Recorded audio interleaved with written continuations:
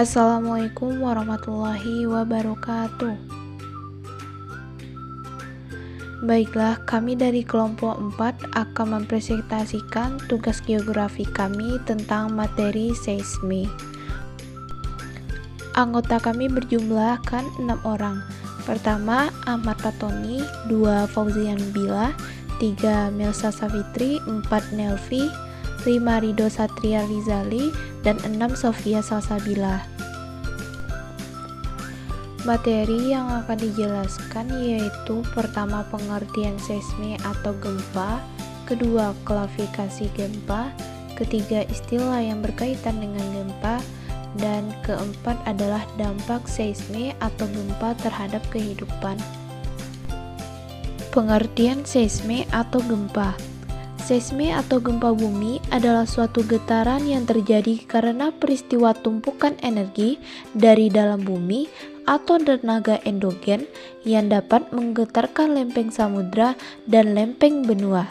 Secara singkat, gempa bumi terjadi pada saat tekanan semakin meningkat di daerah batuan sampai pada tingkatan tertentu sehingga akan menimbulkan pergerakan yang mendadak. Klasifikasi gempa. A. Berdasarkan proses terjadinya gempa. 1. Gempa tektonik.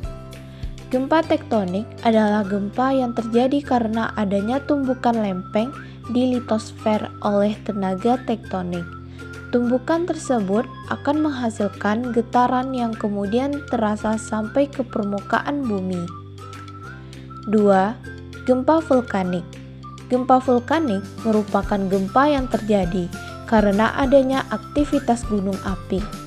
Karena aktivitas penyebabnya terbatas, gempa ini hanya bisa terasa di sekitar gunung api ketika sudah menjelang letusan, pada saat letusan, dan setelah beberapa saat gempa itu terjadi. 3. Gempa runtuhan. Gempa runtuhan juga dikenal dengan sebutan gempa longsoran. Gempa ini terjadi karena adanya daerah kosong yang runtuh di bawah lahan. Getaran yang diakibatkan oleh gempa runtuhan hanya bisa dirasakan oleh di sekitar daerah yang runtuh.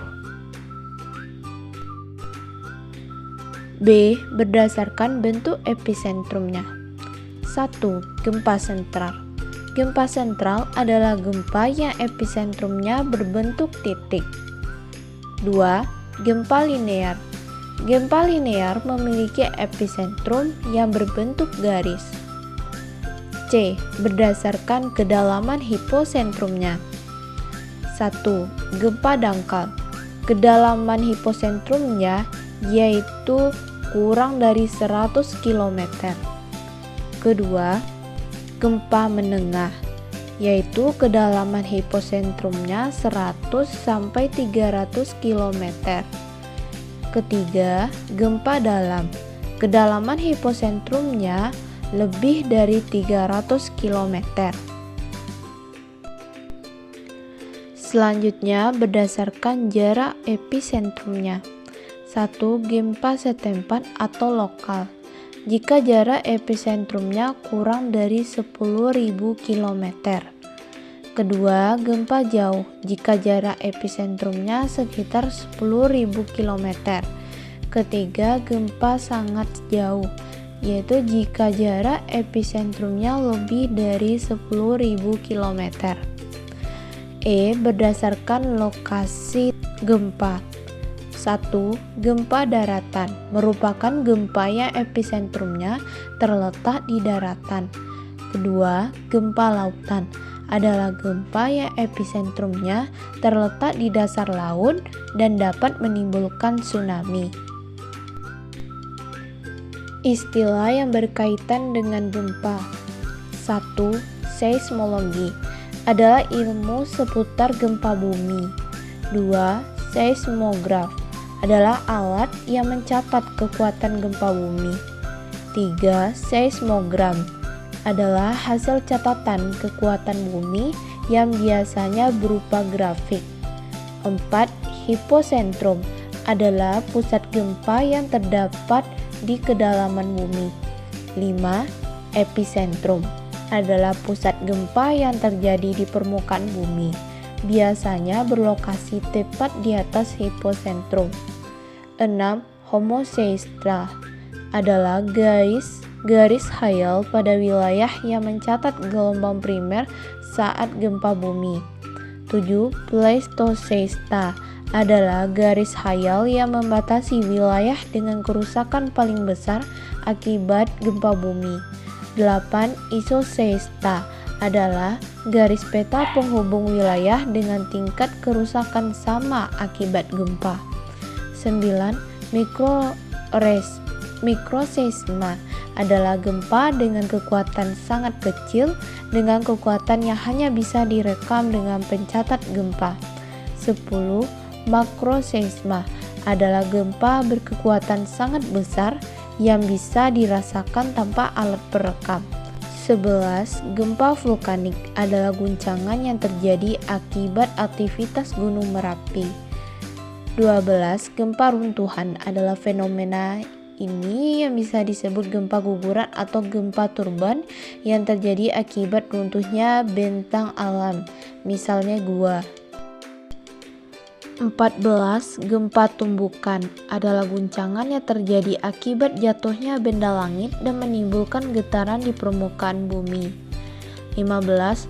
Modified Mercalli Intensity atau MMI, biasa disebut skala Mercalli, adalah satuan untuk mengukur kekuatan gempa bumi.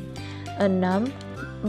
Magnitudo adalah ukuran kekuatan guncangan dari seismograf yang menggambarkan besarnya energi seismik dari sumber gempa. Magnitudo kini digunakan sebagai satuan kekuatan gempa menggantikan skala Richter.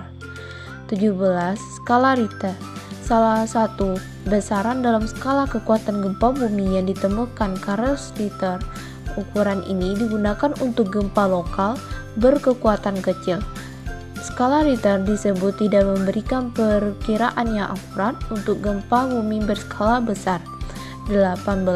Thrust fault adalah jenis patahan naik yang berpotensi menimbulkan getaran jika bergeser dengan kekuatan tertentu. 19. Sesar adalah satu bentuk rekahan pada lapisan batuan bumi yang menyebabkan satu blok batuan bergerak relatif terhadap blok yang lain. 20. Subduksi adalah sebutan untuk beberapa lempeng tektonik yang saling berinteraksi. 21. Epicenter adalah titik di permukaan bumi yang berada tepat di atas fokus atau hipocenter, dinyatakan dalam lintang dan bujur. 22. Hipocenter adalah yang berarti di bagian pusat adalah titik di dalam bumi yang menjadi pusat gempa bumi, dinyatakan dalam lintang, bujur, dan kedalaman. Dampak seismik atau gempa dalam kehidupan. A. Dampak positif gempa bagi kehidupan. 1. Gempa tektonik dapat digunakan untuk mengetahui jenis mineral yang ada dalam bumi. 2. Gempa tektonik dapat digunakan untuk mengetahui struktur lapisan kulit bumi. 3. Gempa dapat digunakan untuk menentukan jenis konstruksi bangunan. B. Dampak negatif gempa terhadap kehidupan. 1. Bangunan roboh atau ambruk. Kedua, bisa menyebabkan terjadinya kebakaran karena terjadi sambungan pendek aliran listrik. 3. Terjadi banjir karena bendungan-bendungan dan tanggul yang jebol. 4. Saluran pipa air dan gas putus. Kelima, terjadi tsunami apabila pusat gempanya di dasar laut. 6. Sarana dan prasarana transportasi menjadi rusak. Ketujuh, distribusi barang dan jasa terhambat. Baiklah, hanya itu presentasi yang dapat kami sampaikan tentang materi seisme mata pelajaran geografi. Jika ada kesalahan kata atau kekurangan, kami mohon maaf dan terima kasih atas segala perhatiannya. Wassalamualaikum warahmatullahi wabarakatuh.